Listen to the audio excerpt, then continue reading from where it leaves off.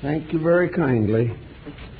We have an interesting subject today which has not received the attention that would be appropriate in the past because things that are close at hand are not generally considered as deeply as matters of a far distant location.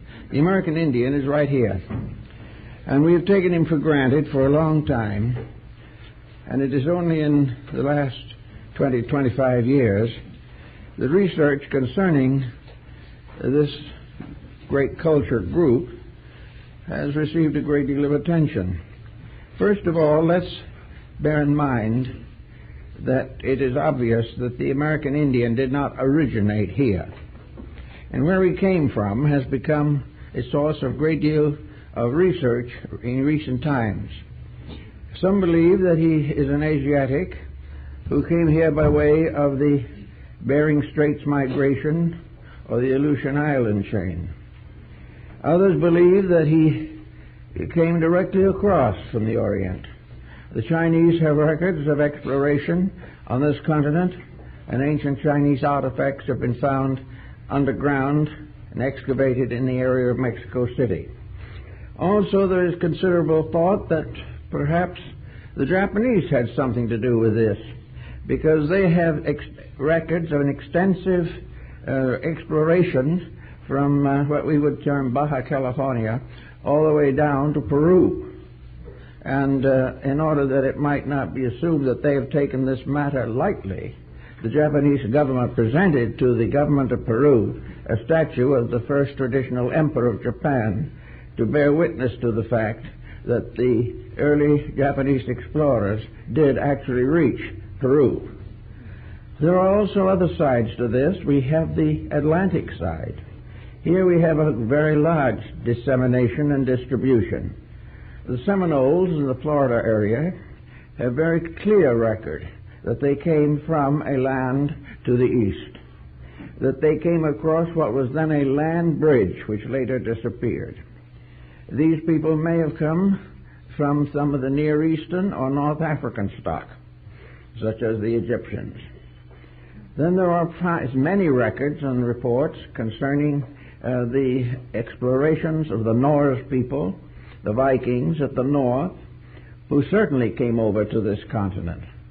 Plutarch, in his study of the voyages of the ancient Greeks, measured carefully the time and distance symbols of Greek chronology and decided that there was no doubt that navigation from Greece did reach the actual continent of America at a comparatively early date.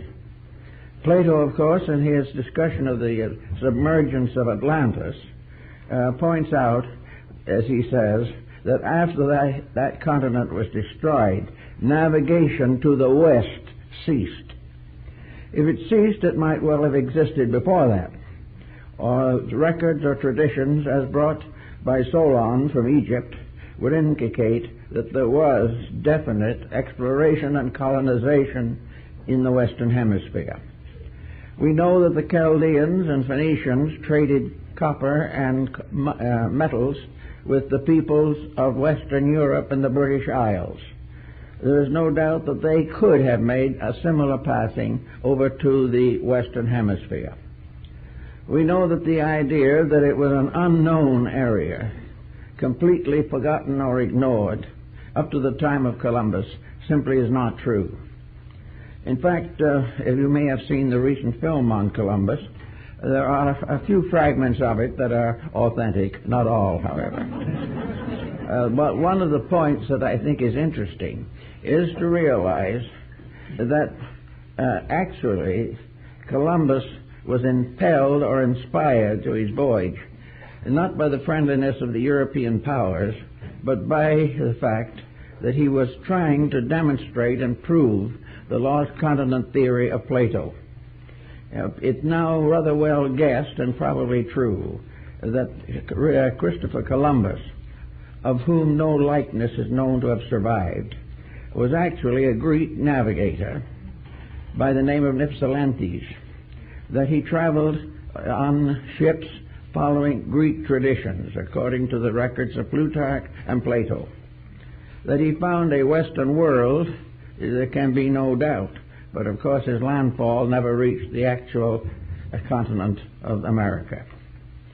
Actually also other explorations and other types of study have brought in all kinds of modifying opinions about the American Indian group. We divide that group largely into the North American, Central American, and South American cultures. Because of the availability of certain records and the limitation of time, we have to summarize some of this material rather briefly to arrive at our principal subject. In the first place, there is much evidence that the cosmogony of the North American Indian group, and for that matter, the Central American, this cosmogony is almost exactly Phoenician. In other words, it has to do with the divisions of the universe, as these divisions were recognized in Europe and Asia very much earlier than any exploration in the Western Hemisphere. The universe of the American Indian was divided roughly into three sections, or three parts.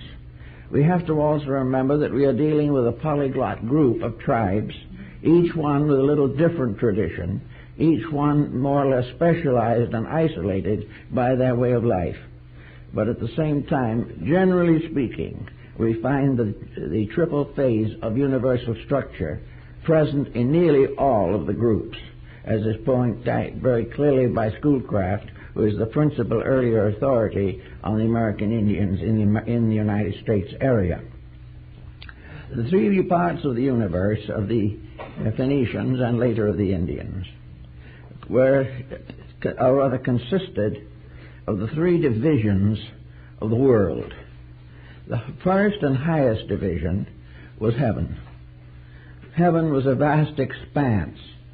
Heaven was the abode of the primordial powers, the forces, the principles, from which all other things descended.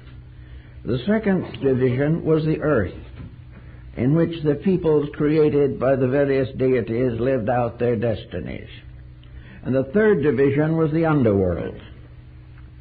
The underworld was not regarded as a purgatorial region, but a dark earth from which all mortal things grew or came forth.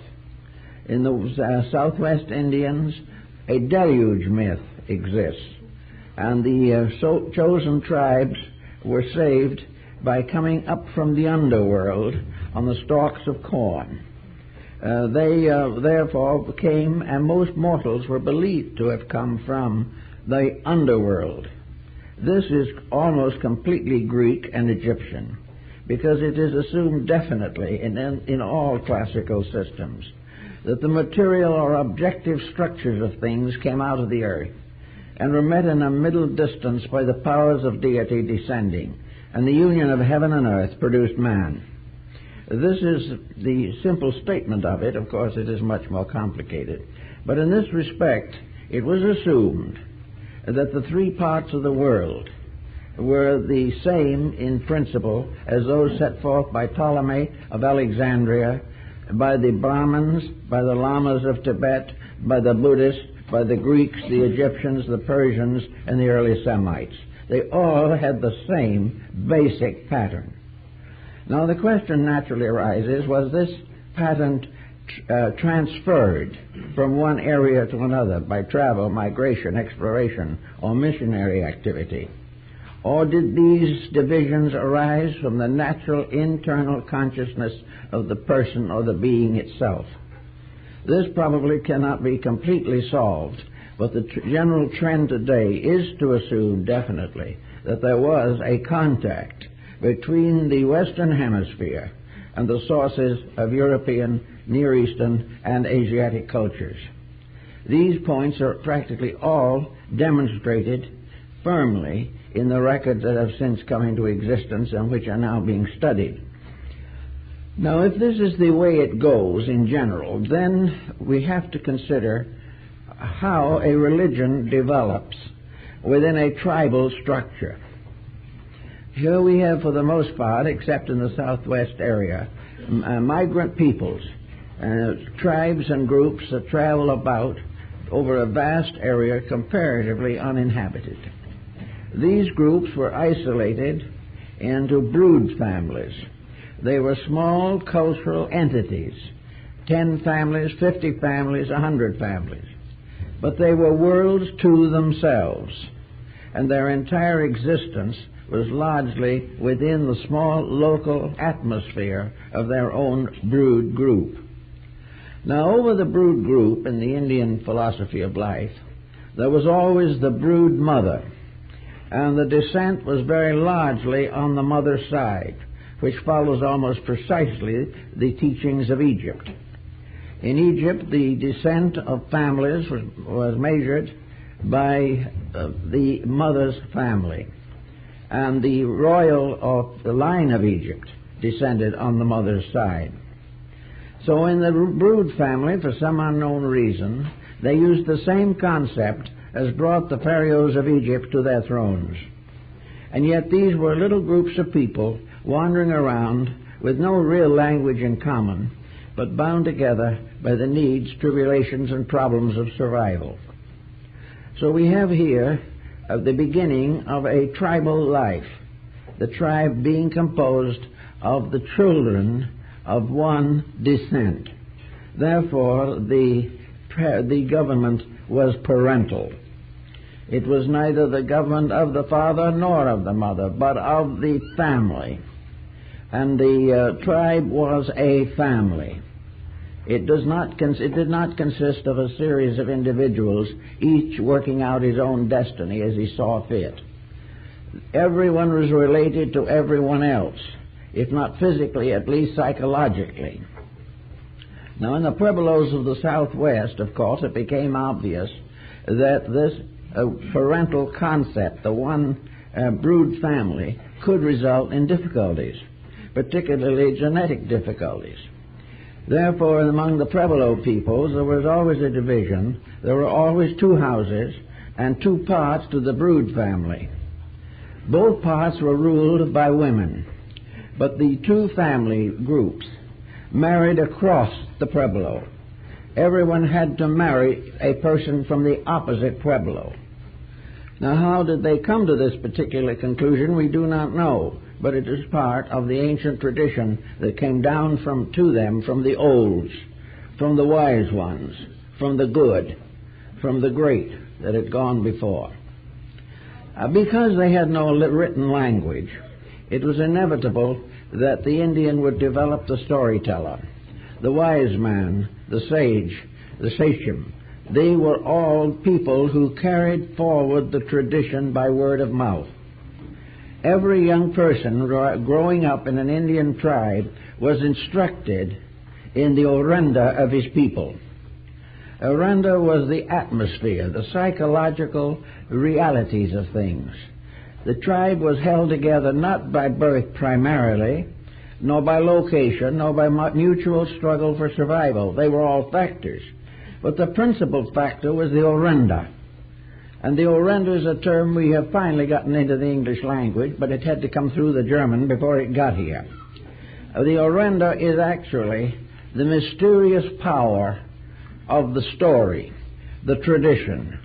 It was the telling of the glories of the past. It was a way of stimulating in each young person a respect for that which had gone before, and a determination to live up to the standards of integrities that came down from the ancestors. Now, this concept of orenda could be traceable to China, where the same concept was very strong, that each individual was responsible for preserving the reputation of his ancestors. This came in some cases to ancestor worship, and there were traces even of this in some of the tribal rites and ceremonies. But in any event, the orenda was to make you proud of the fact that you belonged to your tribe, that you had job and duty to perform, that it was your need and proper right that under all conditions you would sacrifice yourself for the common good. Each individual was therefore a defender of his people. And in this sense, the tribes developed a certain survival pattern that was useful and helpful. So the old taught the new. The old gave to the young the story of the people, and also the story of the dreams of the people, the hopes, the aspirations. It was also natural, of course, to follow in this situation the policies of the other continents. And one of the great policies of migration and migrant peoples was the policy of the masters of the journey. When a caravan left Egypt for the central part of Africa, or when one in the Near East traveled on from Damascus to Antioch, a caravan was a unit of people. A Mobile Indian tribe was also a caravan, always on the way. The Plains Indians had to travel to maintain the source of resource. They had no agriculture to speak of, and they were constantly in search of new ground to leave behind the waste and trash of previous residences. So the three parts of the tribe, they're very interesting. It is stated in the Bible that when Solomon was to build a temple, he sent to his friend Hiram of Tyre, another king, to join with him, and together they produced or brought together a group of workmen under the leadership of a master artificer.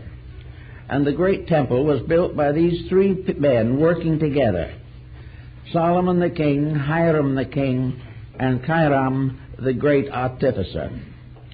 Now in the caravan as it goes today across the wastes of Asia, the moment a caravan is organized, it becomes mandatory to elect the officers that are to rule the caravan, because caravans could be attacked by terrible storms, they could be attacked by wicked brigands, they could come into many kinds of evil, and it was necessary for the caravan to have a fully organized structure even before it set out.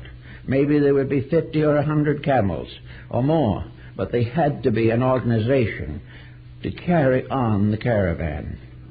So they elected the master of the caravan, who is the final voice in all things relating to the journey.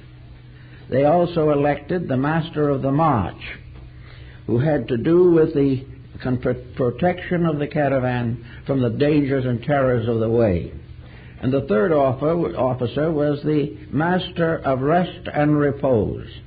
He was the one that chose the campsite, made arrangements for water and food, and did everything that was necessary to protect the caravan through the hours of darkness. These were the three officers that had charge of this important phase of existence. Now, among the Sioux people and among most of the American Indian tribes, every tribe had these three leaders that were appointed that carried on the work of the people, maintained the tribe in its function, and probably the most famous of these was the Sioux triad, consisting of Chief Gall, Crazy Horse, and Sitting Bull. That particular tribe, the tribe that finally was the undoing of General Custer, that tribe had first the leader of the whole tribe. He was the one who corresponded to King Solomon. Then with him was the master of the march. This was Crazy Horse, the war chief. And the third was the counselor, the spiritual head, who reigned or ruled while the caravan was at peace, or where the tribe had no outside problems, who was the keeper of the culture and the religion of the people. And this was Sitting Bull. Now, how was a person like Sitting Bull appointed? No one knows just exactly, but from the tribal reports we believe that the medicine priests or the medicine chiefs or the chiefs of repose and rest were born, not made. Every Indian in a tribe was considered with equal care to find out which one was obviously and strangely a mystic, who possessed some mysterious power, that the Orenda had descended upon this person. And very often, every Indian had to do his vigil. And very often, the Indian who did his vigil had the vision of the Thunderbird. And if he had the vision of the Thunderbird, he was a medicine priest. The Thunderbird of the Indian is the phoenix of the rest of the world. Same principles, same concepts, same ideal. And the phoenix, in substance, was the symbol of the spiritual government of the group, the race, the nation, or the tribe. Also a very interesting point is, in the American Indian, that Sitting Bull and all the medicine priests dressed differently from the other members of the tribe. Every one of the medicine priests wore a costume combining male and female attributes, that they had to be distinguished, so that in a sense they were represented as androgynous beings.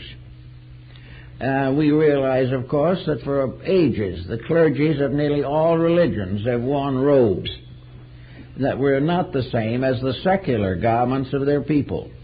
These robes, with their skirts and flaring headpieces and so on, were the symbols of the mystical level of humanity, the level in which the heart and the mind, the female and the male, were united in eternal union, producing the mystic with his extrasensory perceptions.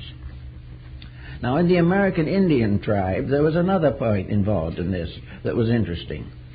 The Indians, unfortunately, were frequently troubled with intertribal warfare and so forth, and the medicine priests were never in the battle.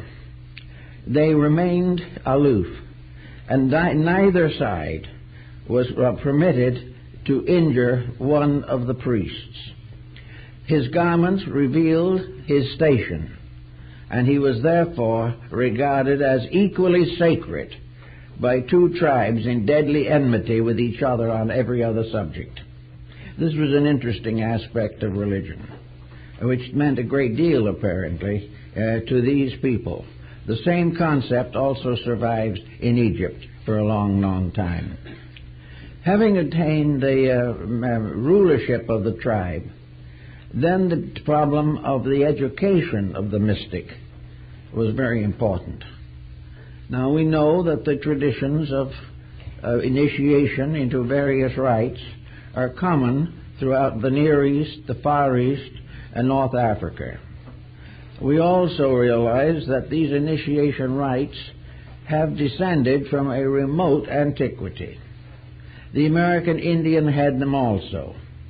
His initiation rites differed with various tribes, but probably the most interesting that we have, carefully preserved by the reports of the Smithsonian Institution, is the mystery ritual of the Mede, a tribe that had a very highly evolved ritualism, which has been compared and was compared in the Smithsonian reports with the accounts of ancient mystery rituals and modern masonry.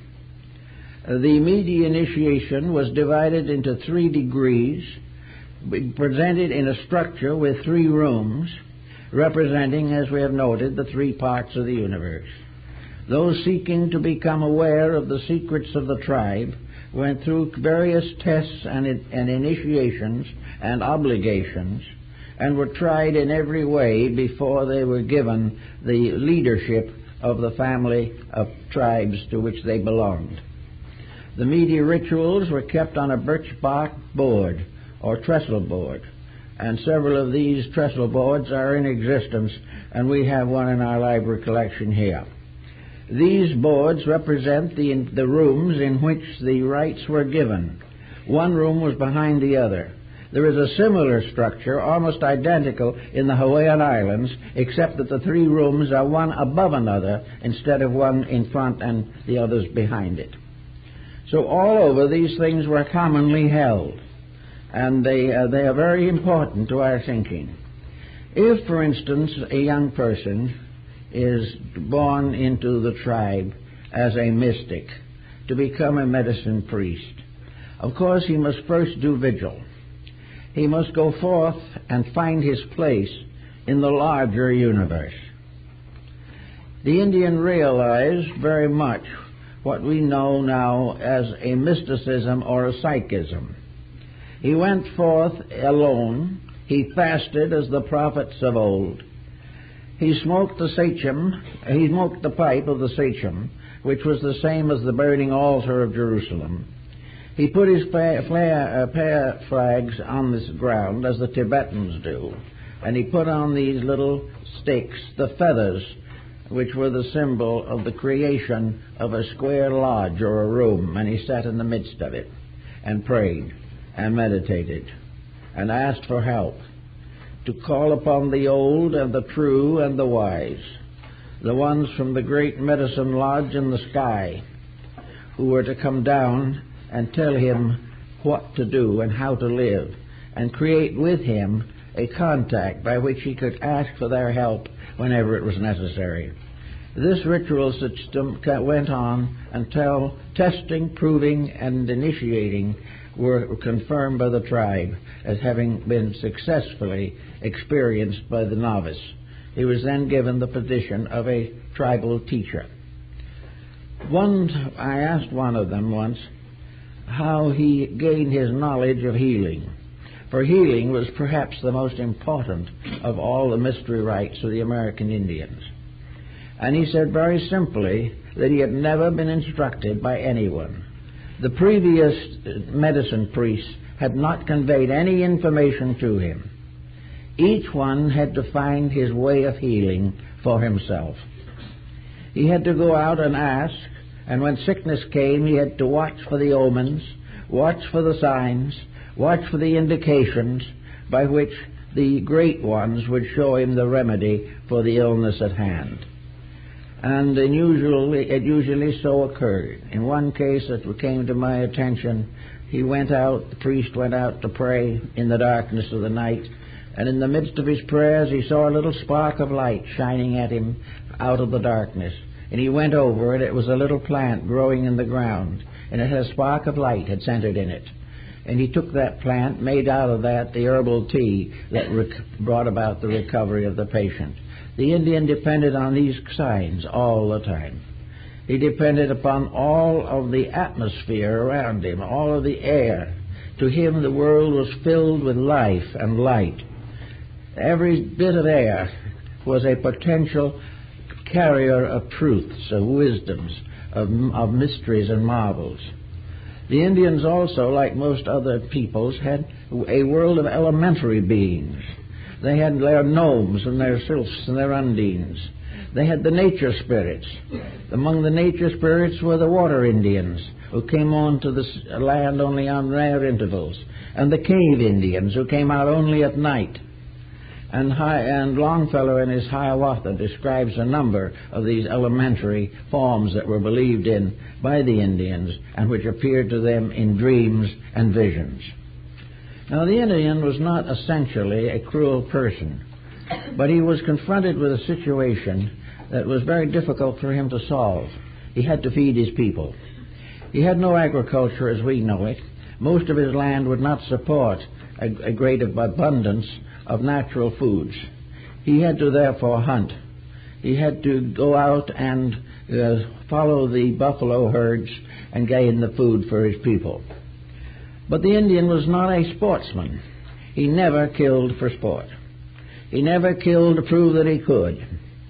And he took a very deep and mystical and mysterious attitude in connection with hunting for food. When he found that it was necessary for him to kill a buffalo to feed his people, he would sit down very quietly by the side of the slain animal and bring out his pipe of peace and bring out the symbols of meditation and prayer, and he would thank the spirit of that animal. He would explain to that animal that it knew as well as he knew that the people were hungry, that he had not killed for sport, nor had he killed because he disliked the buffalo. He killed because his children had to have food. Now this sounds somewhat as an appeasement, but there is a second line to it that is much more interesting. Because the Indians had a belief that every so many thousands of years, animals and humans exchanged places, and that in some time in the infinite future it would happen that he, as the hunter, would be in turn the hunted. So he said to the spirit of the buffalo, "When the time comes and I am a buffalo and you are a man, I will give my body as you have given yours." This was a religious conviction and was one of the strange and rather interesting details of Indian thought and life. Now, the Indians also were very much given to solving problems simply and efficiently. They had very simple tribal laws, but in many cases their laws were exceedingly wise. If in a tribe where Sitting Bull was the medicine priest and the mystical counselor and the paterfamilias of all of these Indians, two young braves got into a quarrel. It was a bitter quarrel, and there was bad word and threat of violence. But no one could go against the medicine priest. So the medicine priest stepped in between them. They didn't dare say anything to him. And he said, "Dig a hole." So the two did as they were told. They dug a hole about 4 feet deep in the earth.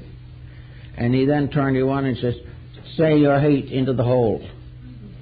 And he said to the other, "Say your hate into the hole. Now cover it up and shake hands." That was the solution to a delicate problem. And also Sitting Bull was responsible for certain laws concerning the treatment of people. If, as was sometimes the case, hunting was difficult, and food was not too abundant even from the herds that were still undecimated, the Indian finally came back with a kill or food or whatever he could bring. Immediately the medicine priest took over. In fact, he didn't have to after the first time because it became automatic. He said, "You have food. All right. You must not say who you are or what you bring, but each of you in secret will take a piece of that food and place it at the entrance to the wigwam of every widow and every child. They eat first. If there's not enough, the brave man does not eat at all. If there is enough, the old and the young must come first. The sick must also be considered. And only what is left shall be divided equally among all the rest. No one shall have more than another. No one shall have less than another." This was the law of the tribe. Now, this type of law, of course, would be a little difficult for us to understand, perhaps, but there is something in it that seems to belong strangely to America, and perhaps has something we could learn from these elders that went before. Now, along the Atlantic seaboard, there was the most highly evolved group of Indians, probably, on the North American continent. And they formed together the Great League of the Iroquois. The Iroquois of the 6 nations and of the 7. The Great League of Peace. And this league consisted of what was called the Long House. And it said in law, and now here is your Indian. He couldn't read or write, but he said the earth is one long house. Everybody on it is one family. Everyone on it lives in the same house, which is the place we live, and everyone is responsible to keep the peace. This is final. Now the Long House was developed by an Indian mystic, Daganoweda. And he was, like the Jewish patriarch, slow of speech. And he found another Indian who was later to become the Hiawatha of Longfellow's poem, who was to be his spokesman. And he was the one who carried the doctrine of the Long House to the people of the 6 nations, later 7 nations. And the Long House was where they spread the white cloth of the peace. And it was a kind of Congress or Senate. Each tribe or division of the house, of the of the Long House. Each had its own representative called a sachem. We would call them a senator. They were the lawmakers, and they gathered at regular times to make the laws of the tribe. And it's interesting to note that the women of the tribe did not attend these meetings and did not participate in the legislative procedure, but they, and they alone, voted for and selected the senators. No one could occupy a position of authority in the Great League unless he was elected by women. The second thing that is interesting about this particular point, certainly, and one that needs perhaps more consideration than we've given it, and that is that the women of the tribe also implied and demanded a certain rule of the League of the Nations. That is, no senator could vote for anything relating to his own tribe. Every one of the senators could vote on everyone's tribe except his own, because it decided that there should be no way in which he could vote a special advantage to his own people. This is something that, might sometime have a thought for the future. You don't know. It has a point or two. Now, when the sachems met in tribal Congress, the time came for the great meeting. The word was spoken. The door is open. The door is open meant that everyone could have his say. But, however, there must never be any unkind language. Never should one candidate or one senator rebuke another.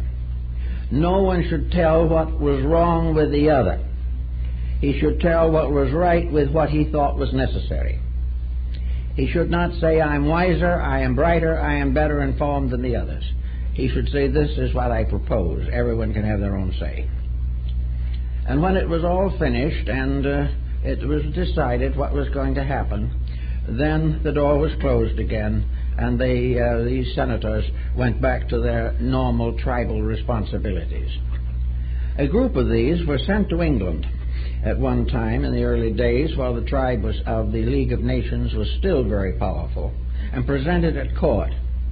And they made a tremendous impression. They arrived in full feathers, with all their bearskins and their moccasins and their beadwork.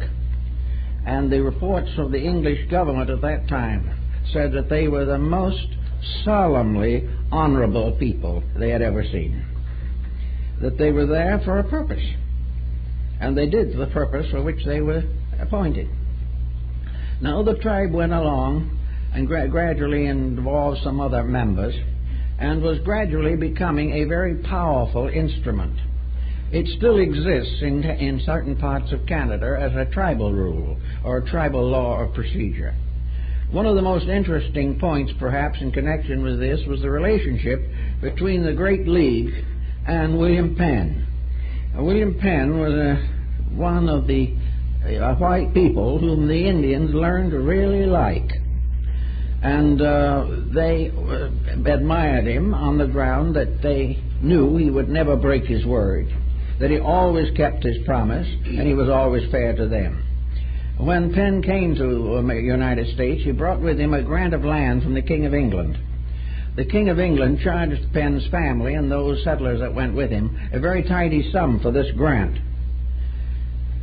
So when he left, he told the king, he had an audience with the king, told the king he was going to make arrangements to purchase this land from the Indians. And the king said, but you've already bought it from me, and I think you paid a pretty good price for it. And Penn said, I'm sorry, sire, I can't take it that way, because you had no right to sell it to me. It belonged to the Indians, and I'm paying them for it.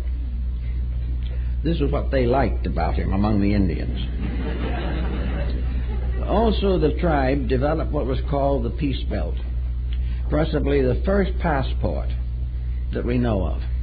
The Peace Belt was made either of shell wampum or bead wampum. And the great Peace Belt of Penn is in exhibition until Philadelphia now. But this peace belt enabled a member of the tribes to travel anywhere among all most distant and warlike peoples. And if he carried the peace belt, he was absolutely safe. No one would do anything to injure him. Because one of the things these people did have that was very important was they had a certain integrity of spirit that was not easily affected by changing circumstances. All of which now brings us to one of the keynote situations of the whole matter. What is the way in which we can best define the way of the Indian religion? First of all, we must assume that it is a natural religion, a religion that comes from observation and reflection and not from indoctrination. The Indian lives close to nature, and like most primitive people, even now, the Indians had a very deep, mysterious communion with the earth. They came so close to dependency upon it that they gained a great respect for nature. They respected all life, every living thing. They respected and believed in life, and they believed that all creatures, great and small, had souls just as much as they had. That everything was alive, everything was divine in its substance and essence, and regardless of circumstances must always be treated with respect and decency. That we learn mostly by quietly contemplating the realities of life. In the Southwest, there's no doubt in the world that the sand paintings and the great chants of the Abachai are mandalas, that they are meditation symbols. They were created especially for a purpose, most of them, and that purpose was healing. But the actual symbol itself, if you go to a reservation today and one of the surviving medicine priests makes a sand painting, and you go to another reservation 200 miles away and have another painter do the same subject, these men have never met each other. They've had no contact of any kind, but there will not be the slightest difference between the two pictures. These pictures come down from a traditional background. They are carried in the mind for ages. They are part of the orenda. They are part of the way in which the Indian, not having a written language, makes pictures of the realities of his own existence.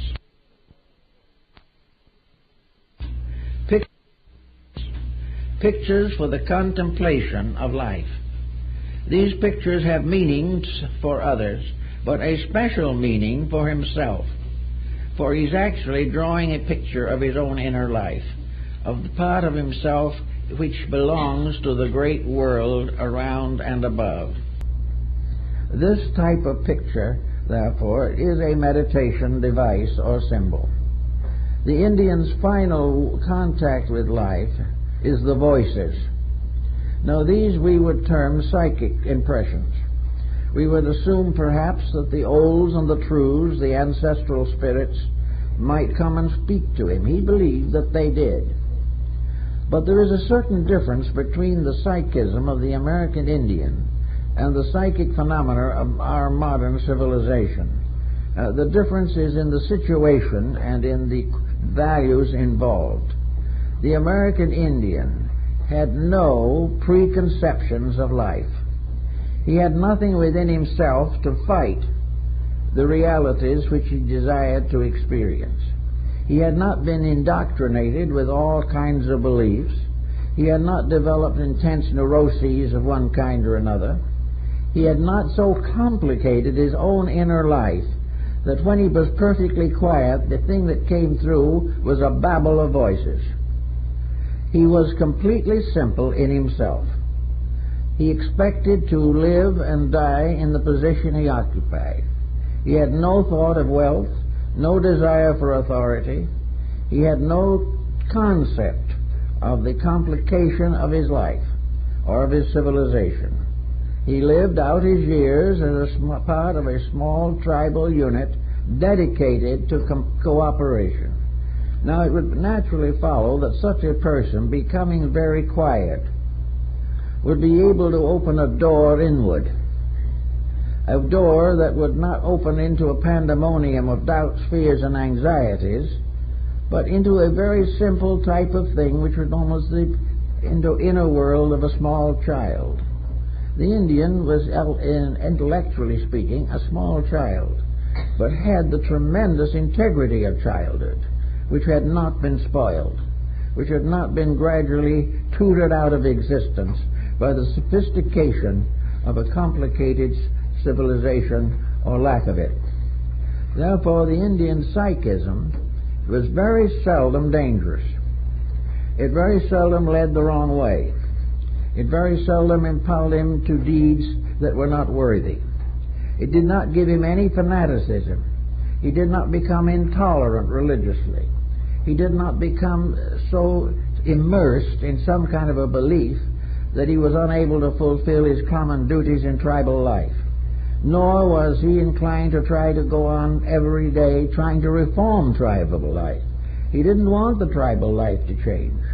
That would change which was according to the power of heaven. The tribal destiny was in the keeping of the medicine priest. And the medicine priest, in turn, went forth into the wilderness to pray for guidance. There was no sense of the tremendous competition of intellects among these people that we find in our modern world today. And the very simplicity of their lives contributed very greatly to the integrity of their psychic inner impressions. They nearly always came to the fact, the reality of a matter was almost intuitively and instinctively recognized. There was no need to cut through all kinds of false beliefs. There was no need for elaborate intellection on these subjects. It was to be still and very quiet and ask that which never fails, the tremendous integrity of existence itself. Now, the Indian also had certain attitudes concerning death.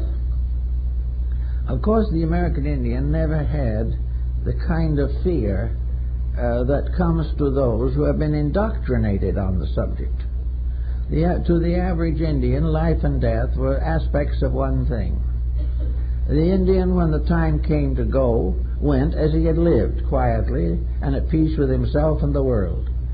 He did not have descendants to fight over his estate. There wasn't any. He had no wayward children to leave out of his will, because waywardness was unknown in tribal life. Therefore, in a very simple way, he went forth as he lived. One thing, however, that every Indian, of some of the tribes at least, had was his death song. He had a song that was given to him usually by the spirits, by the Manadus, by the great ones. And when the time came for him to go forth, he went forth in glory. Cases where Indians in battle with white soldiers and so forth stood up with a bullet in their hearts and sang their death song before they fell dead.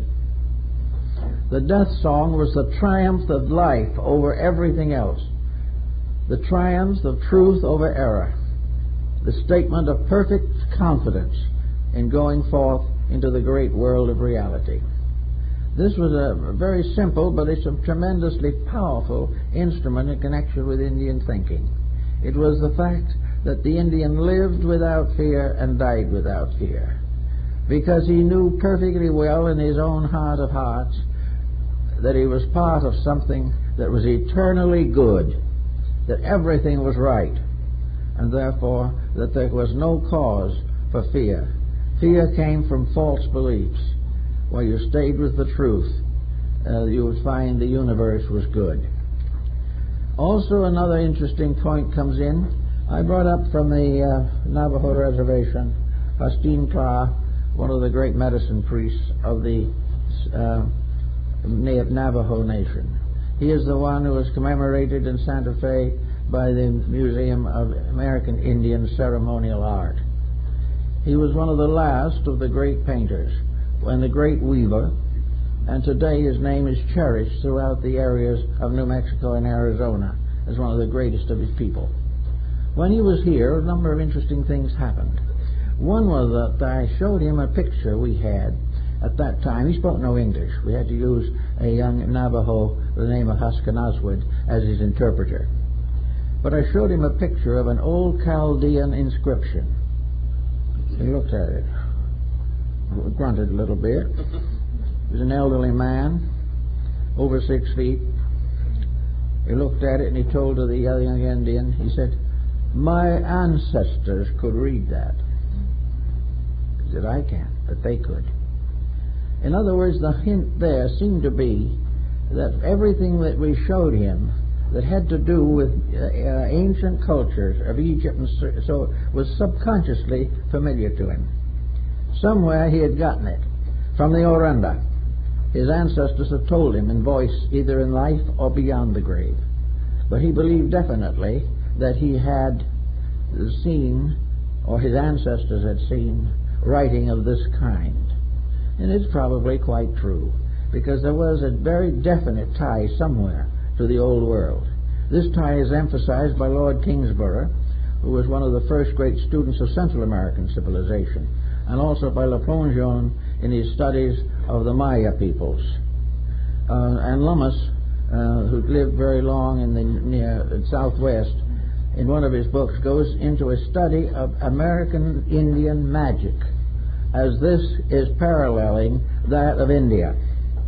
And this was a very interesting thing. Of course, as Lummis pointed out, the Indian couldn't grow a mango tree because he didn't have any mango trees to grow.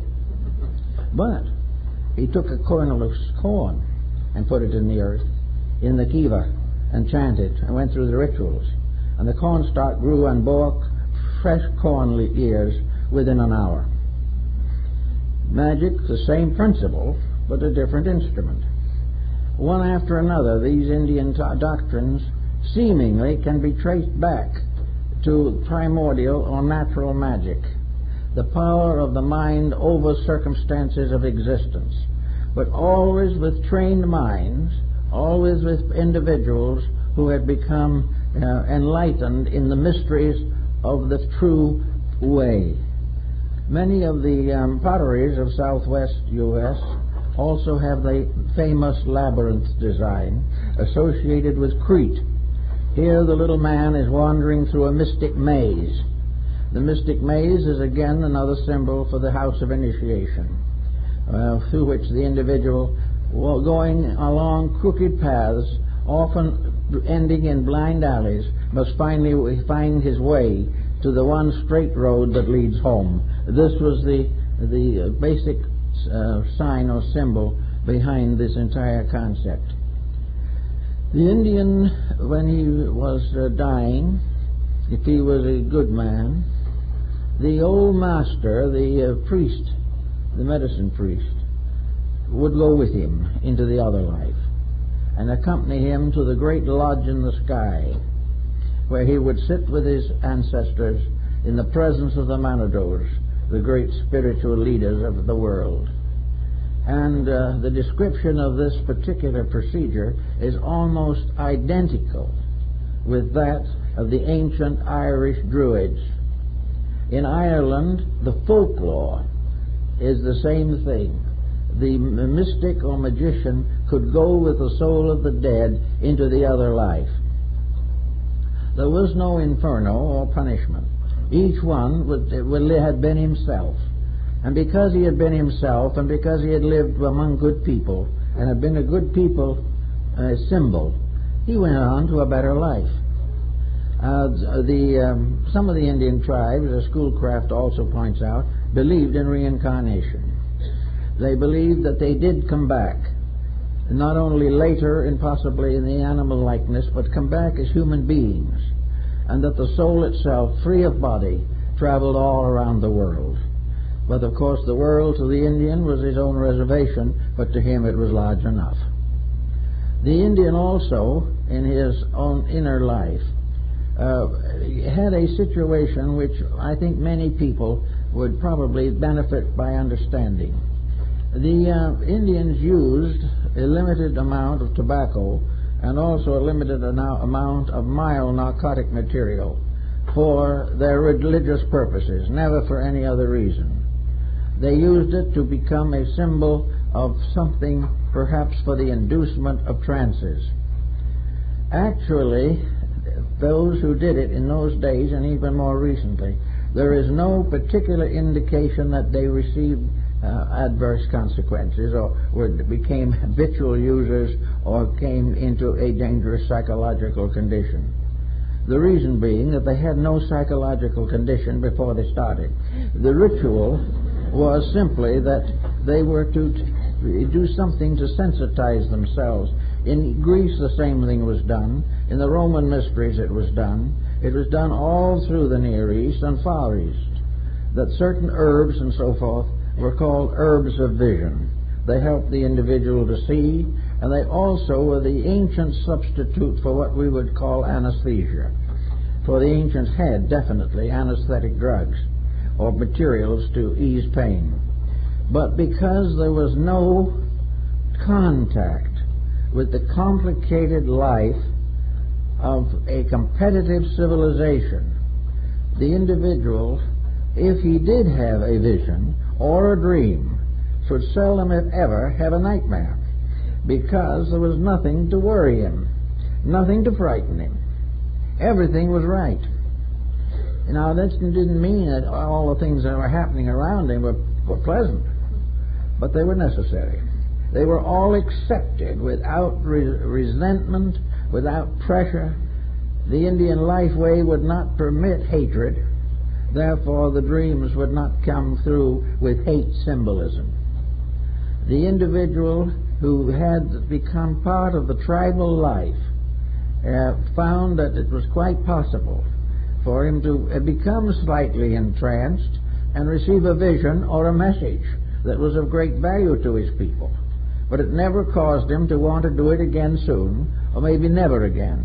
But it was a fact that if he himself had no guile in him, the setting up of habits, like narcotic habits, which take hold of the individual who has never taken hold of himself.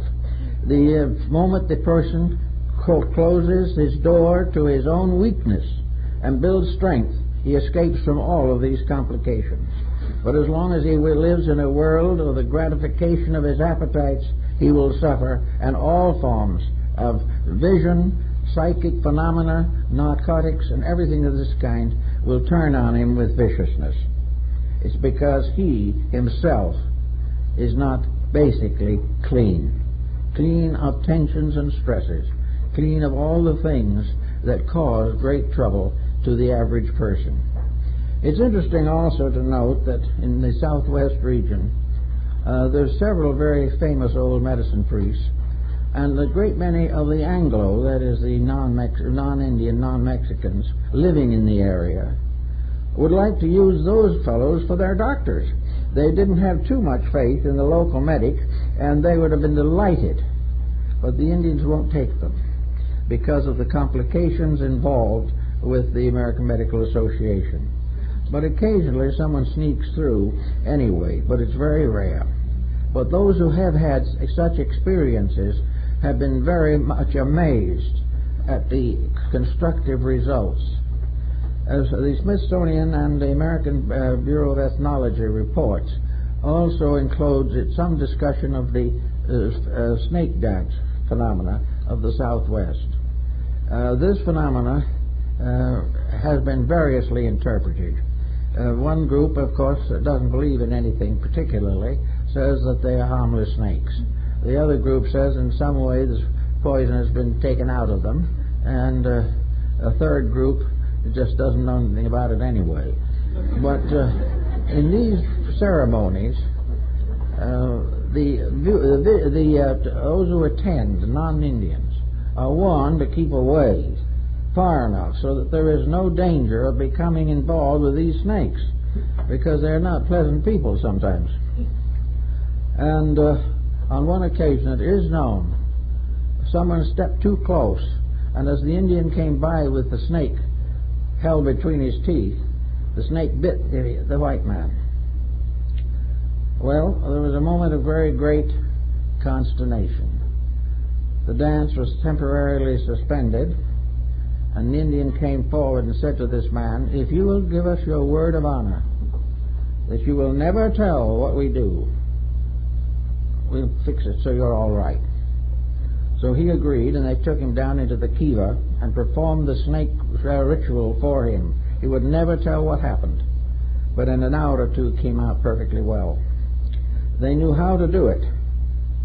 Something that you don't see that is quite as fantastic as that, of course, I saw one of the Gallup festivals years ago while it was still functioning in full force, and that's the feather dance. In the feather dance, a group of Indians form a circle and place a fairly large woven basket in the center of the circle, and in this they stand a highly decorated eagle's feather that has been enlarged and it has little flangs and tips and tassels hung on it in this basket. They then sit in a circle around it and start chanting. And after a certain length of time, no one is within 10 or 15 feet of the basket, the feather begins to agitate. And in a few minutes, it rises 6 or 8 inches out of the basket and remains in the air for several minutes and then slowly settles back. I think one of the reasons perhaps why they've discontinued these ceremonies is because they annoy people. No one wants to believe these things these days. They want to believe that it's all one great mistake, and that it's due to the fact that these poor benighted souls are not wise enough or good enough to realize that materialism is the answer to everything. In any event, however, walking with the Indians, you'll find a great many of these interesting and remarkable circumstances arising.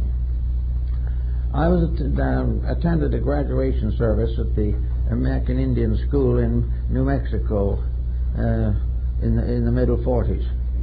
This was a graduation class for young Indians who had finished what would be equivalent to us as high school.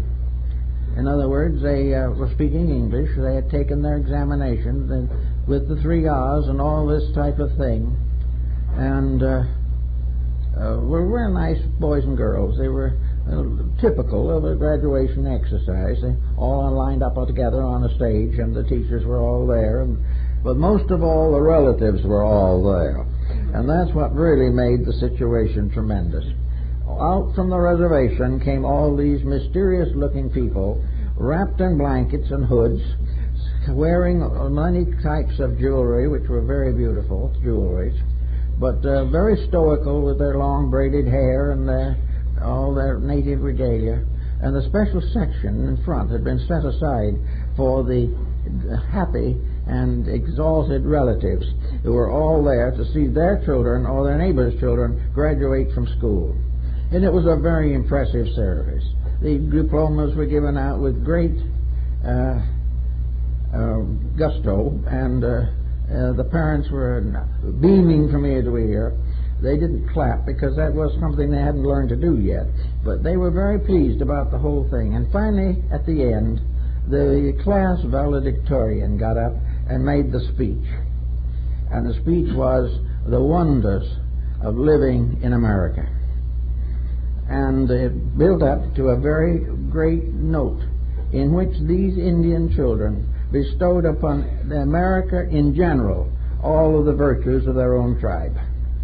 They were so fond of the wonderful friendliness, the wonderful kindness, the wonderful peace, and all this type of thing. The parents were all nodding enthusiastically in Navajo, but the audience at the back was made up of the Anglos, looked a little sheepish. But this is the way it is and was there. These people have a very wonderful and very sincere situation involving them at all times in everything that they do. We know several Indians who have gone quite far in their own tribal life, and most of them were very sad because there was no one to carry on. This was perhaps especially true here in the California Indian group. It was then here outside of Riverside that I saw the Indians perform the fire walking ceremony, which was forbidden. The Indian school at that time, that was many years ago, the school at that time had its own police composed of Indians, and these policemen were supposed to prevent any of these ceremonies from being performed.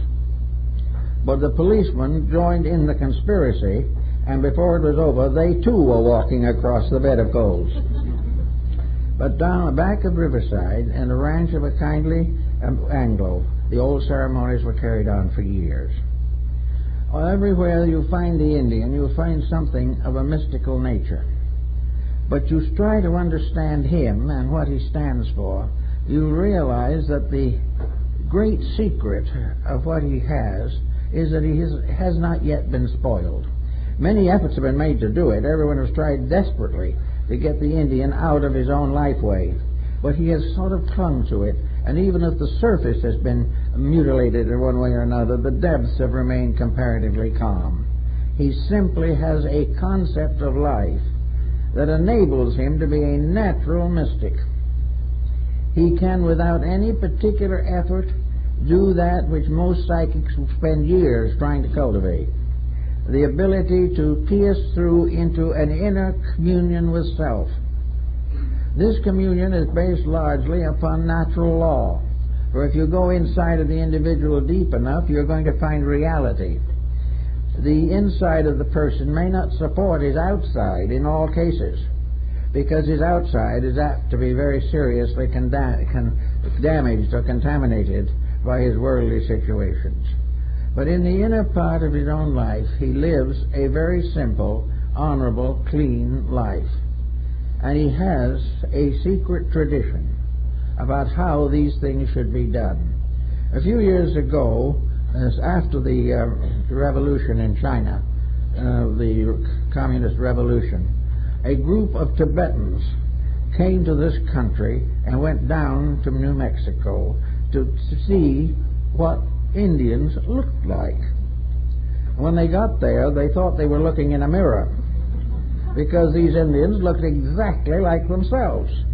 The same turquoise jewelry, the same clothes, the same hair, the same facial features, and they might just as well have been looking at each other, which had quite a factor in assuming, or helping to assume, that there certainly was an Asiatic contact there, and probably had, at a very ancient time, a bit of migration from the mainland. The migrations are referred to in ancient literature in Tibet and China, particularly China, but the proofs have never been adequate. Also, the missionaries coming in down in there having their little difficulties, but for the most part, the missionaries in close to the Indian tribes have been pretty fairly spare people. One told me, a missionary who had spent 20 years there, had a little church on one of the pueblos, and he said, you see, they come to worship in the little church every Sunday morning, and then they go out back and perform all their own rituals. It never has interfered with anything. It's like the Chinese. If one religion is good, two is better. The more religions you have, the better chance you have of getting there. So they're very nice. Well, I said to this old man, he's an old priest, I said, what do you do when they do these rituals? Do you join? Well, he says, I don't say I join, but something tells me that I got to get someplace on the other side of the reservation and take care of a little private business. He's never interfered with them. And actually, as he told me seriously, he says, there's some points so close to our own we wouldn't know where to start interfering. The native religions of these people are, for the most part, very good basic religions, very, very, very fine examples of integrities.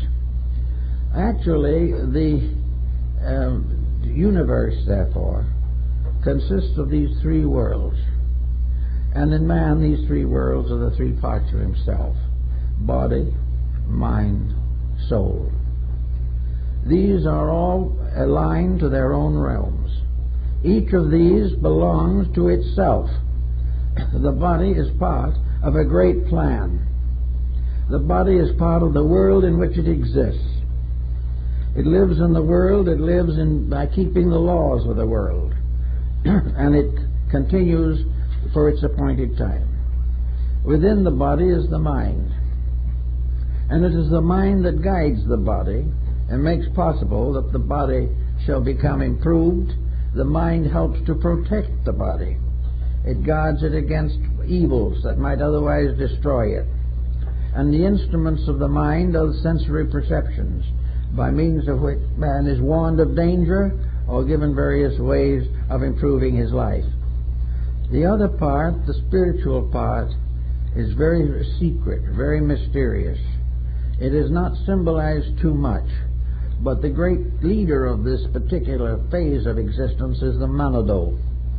The Manado is the great one, the eternal one. The Manado is the one who has his throne upon the North Pole, usually, or somewhere in its equivalent, on the top of one of the mountains of the reservations, apparently. But the Manado is the father of all that lives. And the father of all that lives has two messengers, the phoenix and the serpent. The phoenix bird carries the messages of the Manado to the mind of man and to nature. The serpent is the great earth principle which bears witness and sends up its messages to the mind. Therefore, the outer life is protected by the serpent. The higher life is protected by the phoenix, or the sacred bird. This bird, of course, is definitely the same thing as the phoenix of our own philosophies. And incidentally, originally, the eagle on the Great Seal of the United States was a phoenix bird. Therefore, the bird of divinity, the bird of transformation, the bird of regeneration, the bird of immortality, was not only part of the belief of the Indians, but in some way, maybe through Ben Franklin, who had a mind for those things, brought into the seal of the United States. Therefore, the seal stands as a phoenix symbol of regeneration, restoration, renovation, and transformation, to rise from the darkness of ignorance to the light of reality. The Indians also had sacred places all around through their various reservations and resources. Sometimes in the old days the Plains Indians just wandered from one place to another, but they also had their laws and their ways and their wisdoms, and everything depended upon the constant vigilance of the individual. I've talked to some Indians who are now part of our way of life, and they point out very carefully, very certainly, said, there's something very necessary. The fact that this is a great country with a tremendous complication of life and a tremendous opportunity to grow and to serve and to help, that there has to be some form of discipline. The discipline to keep the values, keep the integrities. With the loss of the discipline, the tribe in the desert or in the wilderness would soon disappear. For lack of discipline, every empire the world has ever built has failed, because the individual gradually became self-seeking, gradually became determined to use his world to attain his own private purposes. The Indian is protected against this because his world was not oriented so that private purposes could mean much. But in the large civilization, there has to be a transformation. We have to learn what the Indian learned when he fed the old and the young first. We have to learn of a great responsibility, and Confucius gave us a very great key to this, that a surviving civilization has to have its integrities. Now, how do we get these integrities? Can we pass laws for them? We can, but the laws will be broken in a moment. If we are out to find leaders, can the leader lead the rest? Very unlikely. The great tragedy of leadership is always the same. Helping people, as Shaw pointed out, is the world's most dangerous occupation. So what happens? The discipline has to come from within. Now, to come from within, it must come as a mystical experience or as orenda. our public school system would be a perfect place for a lot of orenda, because it could give us the realization of the tremendous amount of reality that has gone into the creation of civilization. The heroes who have never been sung, the martyrs who have died that the future could be better, the spreading of ideals and integrities. Every one of these integrities, as is shown in some of the Indian drawings, is attended by a stumble. The individual cannot go directly from here to eternity without delays, without interferences, without mistakes, without shortcomings of his own. But the general direction of the road must be straight. And that straight road must lead not to some mysterious building somewhere. It must lead to the sky. It must lead to the lodge of the great ones, which is heaven itself. Everything depends on keeping the rules. Everything depends upon disciplining the self, keeping away from the entanglements which destroy the integrities of character. And as the American Indian came into the ways of the non-Indians in this country, we began to see that many of his values are slowly fading. Against this, however, there is a rising spirit among the Indians to make their contribution to the world that has not been very thoughtful of them. And there is today a great feeling among many Indian groups and individuals that they have a tremendous contribution to make to the future of our civilization.